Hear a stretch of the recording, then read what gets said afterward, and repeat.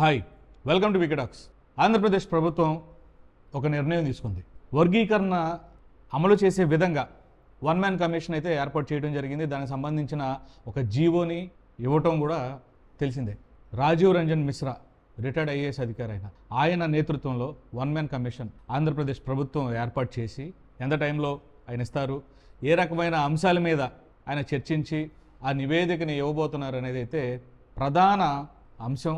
అయితే వర్గీకరణ వ్యతిరేకించే సంఘాలు కానీ వర్గాలు కానీ ఏవైతే ఉన్నాయో వారందరూ ఏమంటున్నారంటే, వర్గీకరణ చేసేటప్పుడు ఈ కమిషన్ ఏదైతే ఉందో ముఖ్యంగా తీసుకోవాల్సిన అంశాలు ఏంటంటే కులగణన జరగాలి. ఈ ఎస్సీల్లో ఉన్నటువంటి ఎంతమంది 59 కులాల్లో ఉప కులాలు ఎంతమంది ఉన్నారు, ఏ రకంగా ఉన్నారు, అదే రకంగా మత ప్రాతినిధ్యం వహిస్తున్నటువంటి ఈ కులాలలో అలాగే మతం ఎవరు ఏ మతాన్ని అనుసరిస్తున్నారు, ఏ రకంగా ఉన్నారు అనేది కూడా తీసుకోవాలనే విధంగా కొంతమంది వర్గీకరణ వ్యతిరేకించే వాదులు కూడా ఈ అంశాన్ని తీసుకొస్తారు. మరి గవర్నమెంట్కి ఆయన ఏ ఏ అంశాల మీద చర్చించమని చెప్పి రీసెర్చ్ చేయమని చెప్పారో ఏంటి అనేది తెలీదు, బయటికి రాలేదు. మరి 2025లో పూర్తవుతుందా, 2026లోకి ఈ నివేదిక ఇస్తారనేది వెయిట్ చేయాలి. అప్పటి వరకు డిఎస్సి నోటిఫికేషన్ ఆపారు.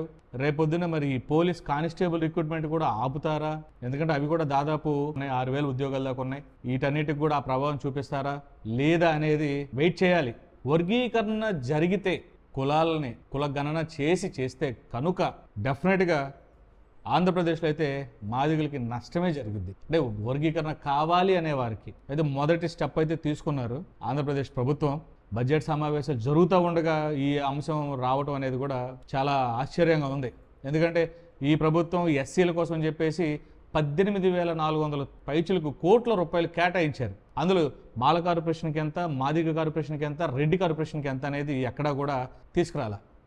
జగన్ వైసీపీ గవర్నమెంట్ ఏదైతే ఎస్సీలని 3గా చీల్చి 3 కార్పొరేషన్లు పెట్టి ఇది చేసిందో ఆ కార్పొరేషన్ల విషయంలో కూడా ప్రతిపక్షంలో ఉన్నప్పుడు చంద్రబాబు గారు, లోకేష్ గారు బాగా మాట్లాడారు. ఇదిగో చీల్చేశారు, 3 కార్పొరేషన్లు పెట్టి డబ్బులేం కేటాయించలేదని చెప్పేసి అని అన్నారు. మరి అదే కార్పొరేషన్ని కొనసాగిస్తూ రీసెంట్గా ఒక జీవో అయితే ఇచ్చి చైర్మన్ పదవులుగా డాక్టర్ విజయ్ కుమార్ గారు, అలాగే మన మాజీ ఎమ్మెల్యే శ్రీదేవి గారు, ఆవిడకేమో మాజీ కార్పొరేషన్ ఇవ్వటం ఇలా ఇచ్చారు.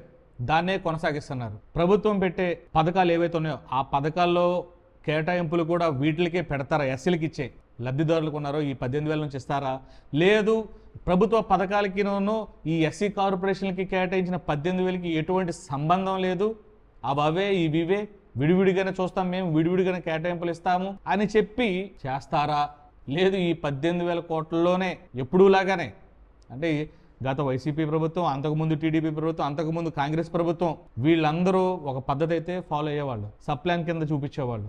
ఈ సప్లాన్ కింద నిధుల కింద చూపించి ఊర్లో రోడ్డు వేసినా, ఎవరికైనా బాత్రూమ్ కట్టించినా, ఎవరికైనా ఇల్లు కట్టించినా, స్థలం ఇచ్చినా వాటిల్ని ఈ సప్లాన్ నిధులు లేకపోతే ఈ కేటాయింపుల్లోనే చూపించి చేతులు దులిపేసుకొని ఆహా మేము ఎక్కువ చేశామని చెప్పేసి గతంలో వైసీపీ వాళ్ళు ఎలా అయితే చెప్పుకున్నారో చంద్రబాబు గారు కూడా ఈ రకంగా అలాగే చెప్పుకుంటారా?